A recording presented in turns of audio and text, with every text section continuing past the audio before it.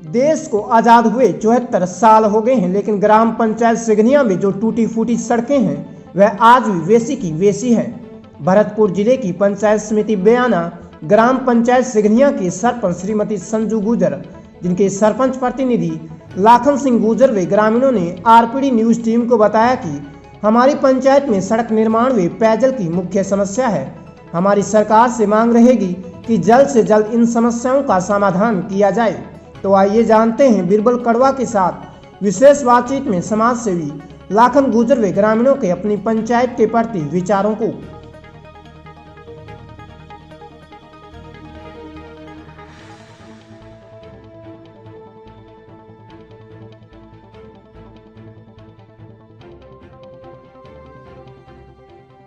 RPD news से मैं बीरबल कड़वा और आज हम पहुंचे हैं ग्राम पंचायत सिंगनिया के अंदर।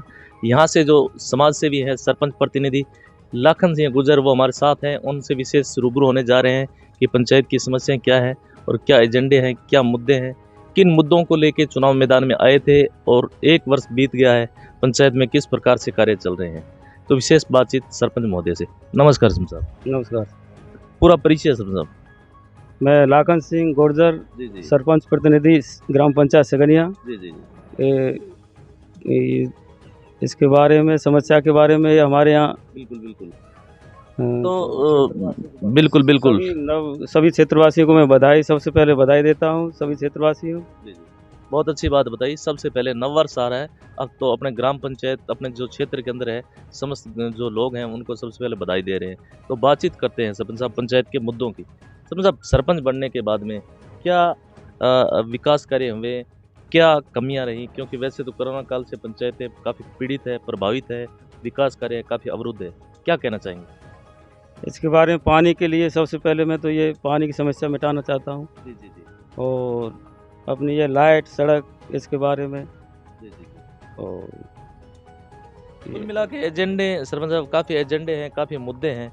जैसे आपने कहा कि एक पेयजल सबसे बड़ा मुद्दा हमारी पंचायत सिंगनिया के अंदर, और हमने सड़कों की हालात तो देखी है। ग्राम पंचायत जो अपने जहाँ अटल सेवा केंद्र है वहाँ तक बिल्कुल लोगों को आने जाने में काफ़ी परेशानी होती है, ये भी हमने देखा है। सरपंच साहब, क्या कहेंगे, किसकी कमी रही? राजनेताओं की, ग्रामीणों की तो अपन कह नहीं सकते, क्योंकि गांव के लोग तो यहाँ से जनप्रतिनिधि को चुनते हैं, भेजते हैं विधानसभा में, आगे संसद तक भेजते हैं। उसके बावजूद भी आज इतने वर्ष बीतने के बाद भी यह सड़कों की अब जब हालत देखते हैं तो ऐसे लगता है कि हम 100 साल पीछे आ गए।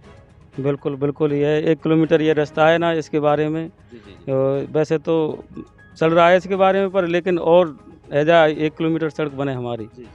इसके तो उच्च अधिकारियों को, यहाँ के जो राजनेता हैं, उनको कभी इसके बारे में आपने अवगत करवाया? ना, बिल्कुल किया सर। 2-4 बार ऐसी हमारे यहाँ भरतपुर गए हम, तो वे कहते हैं कि वहाँ जयपुर से होगा ये।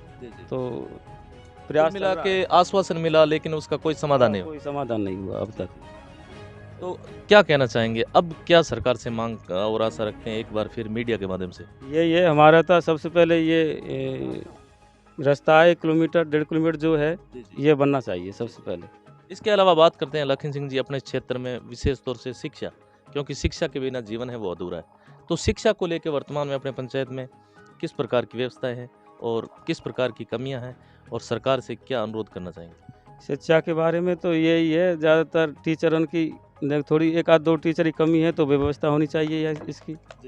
तो यही ज़्यादातर यही। तो वर्तमान में क्या है? वर्तमान में यहाँ बच्चे पढ़ने के लिए कहाँ जाते हैं?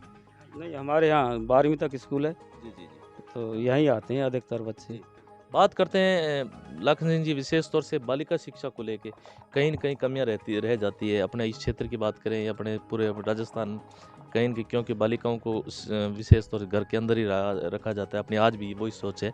तो बालिकाओं के लिए क्या प्रयास चल रहे हैं शिक्षा के क्षेत्र में? ना, बालिका बढ़िया, ठीक। हमारे यहाँ 12वीं तक स्कूल है, तो यहाँ तक तो पढ़ती ही हैं अधिकतर। बाहर के लिए जो सोच है हमारी वो बढ़िया, ठीक, आगे के लिए पढ़ा में। तो यही सरपंच बनने के बाद में क्या आपने विकास कार्य किए हैं पंचायत के अंदर वर्तमान में, क्या और क्या चल रहे हैं अभी? विकास जो होगा पंचायत के लिए उसके लिए कर रहे हैं विकास। बिल्कुल फुल प्रयास है। फिर भी अभी मोटे तौर पे क्या सुविधाएं दी है?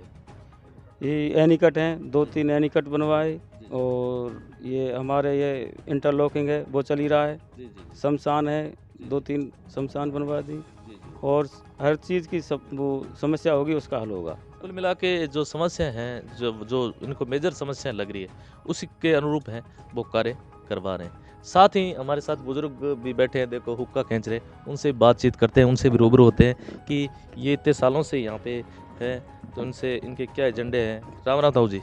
राम राम साहब, राम राम साहब। मैं सरकार से भी निवेदन करूंगा, जी। जो हम जब से हमारा देश आज़ाद हुआ है, जब से हमारे यहाँ कोई रास्ता नहीं है, पैदल भी कोई आदमी ना आ सके साहब। और सर मैं हमारे वो मंत्री जी हुए हैं, उनसे भी निवेदन करूंगा और करने जाऊंगा। यहाँ तो पंचायत में से भी मैं आदमी ले जाऊंगा, वे हमारी बात को सुन लें तो वरना अच्छी है। लेकिन सरकार से भी निवेदन कर रहा हूँ मैं कि अगर नहीं सुनी हमारी बात तो पहले हम खड़े उतरे, ऐसे हम सरकार के साथ खड़े कभी नहीं उतरेंगे। जो हमारी बात इतने दशक बीत गए, सड़कों की हालात वही है, क्योंकि आपके गांव की जो हमने सिचुएशन देखी, स्थिति, मुख्य ग्राम पंचायत हेडक्वार्टर तक आने का रास्ता नहीं है। अगर ऐसी कंडीशन आ जाए, क्योंकि अगर ऐसी जैसे डिलीवरी वगैरह हो, तो मेरे को लगता है कि यहाँ दुर्घटना हो, बड़ी कोई दुर्घटना हो सकती है। हाँ, पैदल भी आदमी ना जा सके साहब। जच्चा बच्चा हम कंधा पे उठा के रोड तक ले जाते हैं, जब हम आ जाती हैं जच्चा घर के लिए बचा जाती हैं। मैं सरकार से भी ये निवेदन कर रहा हूँ, हमारी बातें सरकार सुन ले, नहीं सुने तो बहुत पछतावेगी सरकार। जो हम पहले खड़े उतरे, जो एमएलए हमने बहुत अच्छे जिताए हो, वही आधार पे अब जिताएंगे। अगर सरकार ने नहीं सुनी तो सरकार हमारी बात को बिल्कुल सुन ले, पछतावेगी सरकार साहब। हम ये साथ ही ताऊ जी से बात करते हैं कि वर्तमान में किस प्रकार से जन कल्याणकारी योजनाओं का लाभ रहे। नमस्कार ताऊ जी, कैसा लग रहा है आपको पेंशन लाभ वगैरह यहाँ सरकार के द्वारा जो भी जन कल्याणकारी योजना है, तो वो मिल रही है पेंशन लाभ वगैरह? हाँ हाँ मिल रही है। हाँ। तो ताऊ जी, आज हम आए आपकी पंचायत के अंदर, यहाँ देखा कि आज भी पेयजल की बहुत बड़ी विकट समस्या चल रही है, सड़कों की वही हालात है, किसको दोष देंगे आप? अब हम तो सरकार को दोष दें कि हमारा रास्ता ही ना है, बिल्कुल पानी की व्यवस्था नहीं, रास्ता नहीं, कुछ नहीं। हम बहुत परेशान है, लाइट आवे नहीं। हाँ बहुत। जिंदगी के इतने दशक बीतने के बाद में आज भी वही की समस्या है इनके आगे। इन्होंने काफ़ी ज़िंदगी के उतार चढ़ाव देखे हैं, हालात वो ही नज़र आ रहे हैं। साथ ही हमारे साथ जो युवा हैं, उनसे बातचीत करते हैं कि उनकी क्या सोच है, क्या पंचायत के प्रति विचार रखते हैं, सरकार से क्या मांग रखते हैं। सर नमस्कार। हाँ जी सर नमस्कार। युवा हैं, क्या आशा और विश्वास रखते हैं? हमें सबसे बड़ा दुख तो इस चीज़ का है कि हमारा एक तरह से लोकतंत्र एक तरह से आज़ाद है।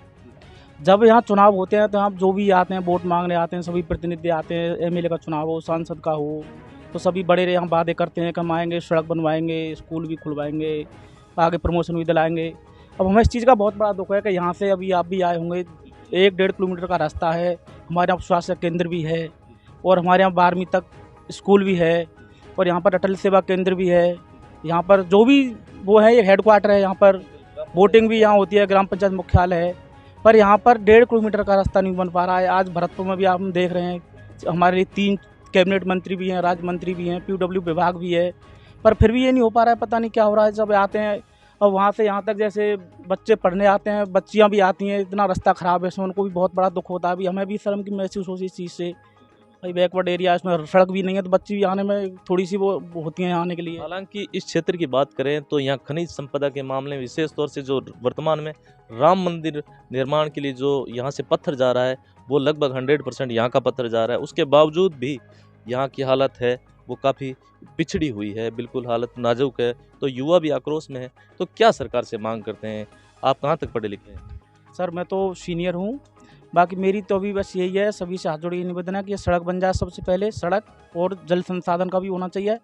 और अगर ये सड़क नहीं बनती, जो भी वादे कर करके यहाँ हमने सभी को यहाँ से दिया है, जैसे हमने अभी विधानसभा में भी हमने यहाँ से अपनी सीट भरतपुर से निकाल के दी, हमारी सीट हमने निकाल के दी है कांग्रेस की, और हमने लोकसभा में भी यहाँ से हमारी दी है। बाकी अगर हमारी सुनवाई नहीं होगी तो यहाँ से हम बिल्कुल वोटिंग ही नहीं करने देंगे, किसी को भी हमारे इस मुख्यालय पे नहीं आने देंगे, ना हम कोई वोटिंग करेंगे, ना कोई सपोर्ट करने देंगे, ना किसी को घुसने देंगे। बिल्कुल पहली बार ऐसा देखने को मिल रहा है। बिल्कुल युवा है वो आक्रोश में है।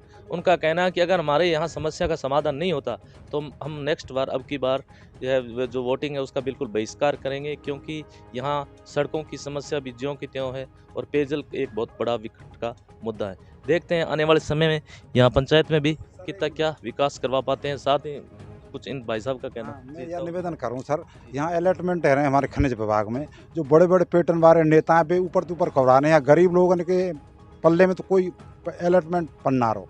तो मैं यही निवेदन करूंगा, सरकार से निवेदन करूंगा, जो यहाँ की गरीब जनता है इनके लिए कोई अलॉटमेंट करे, गरीब को पालन पोषण होए। जबर पेट कह रहे हैं, बिनते इनको कोई लाभ ना है यहाँ के लोगों को।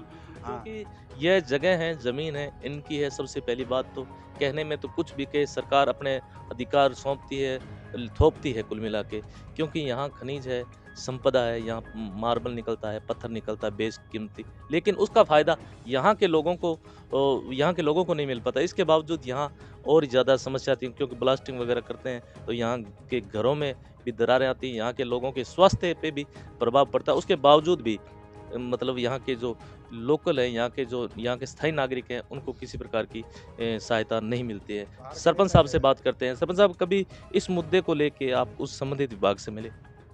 ये खनिज विभाग से हाँ कई बार मिले, पर कोई हल नहीं हुआ समस्या का। ये क्या कह के टालते हैं आपको? कहते हैं कि करवाएंगे, ज़रूर करवाएंगे, पर कोई सुनता ही नहीं। यह भी एक, हालांकि सरकार एक तरफ एनवायरनमेंट संबंधी बातें करती है बड़ी बड़ी, और साथ में जहाँ खनिज संपदा होती है वहाँ कुछ हिस्सेदारी भी होती है वहाँ के विकास कार्यों के लिए, शिक्षा के लिए, लेकिन यहाँ सब कुछ वो अंधेर नगरी पोपट राजा वाली कहानी है साबित हो रही है। लेकिन देखते हैं कि आने वाले समय में यहाँ पंचायत में कितना विकास करवा पाती है सरकार और ग्राम पंचायतें, आने यह तो समय ही बताएगा। धन्यवाद सर, आपने हमें समय दिया, उसके लिए बहुत सरपंच साहब लाखन सिंह जी बहुत बहुत धन्यवाद। धन्यवाद, नमस्कार सर।